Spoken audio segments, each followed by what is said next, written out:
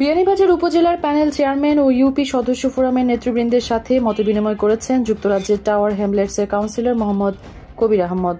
বুধবার দুপুরে পৌর শহরের একটি অভিজাত রেস্তোরাঁয় মতবিনিময় সভায় প্রধান অতিথি ছিলেন যুক্তরাজ্যের টাওয়ার হ্যামলেটসের কাউন্সিলর মোহাম্মদ কবির আহমদ।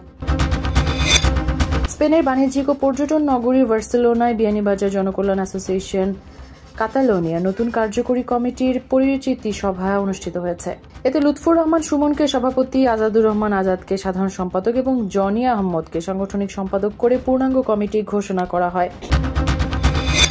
কানাইঘাট ও জকিগঞ্জ সীমান্তে অভিযান চালিয়ে বিপুল পরিমাণ ভারতীয় পণ্য জব্দ করেছে বিজিবি। বুধবার কানাইঘাট উপজেলার সুরাইঘাট বাজার এলাকায় 19 বিজিবির একটি অভিযানিক টহল দল মালিকবিহীন অবস্থায় 25 কেজি ভারতীয় জিরা আটক করে।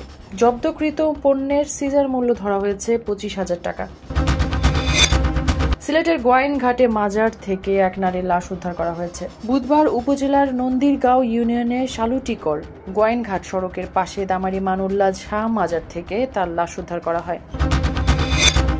বড়লেখার কুমারশাইল সীমান্ত পথ দিয়ে নারী ও শিশু সহ 3 জন বাংলাদেশি এবং 13 জন রোহিঙ্গা নাগরিককে পুশিন করেছে ভারতীয় সীমান্তরক্ষী বাহিনী বিএসএফ। বুধবার বিয়ানীবাজার ব্যাটালিয়নের 52 বিজিবি আওতাধীন কুমারশাইল সীমান্তের চা বাগান এলাকা থেকে 16 জনকে আটক করে লাতু ক্যাম্পের বিজিবি টহল দল।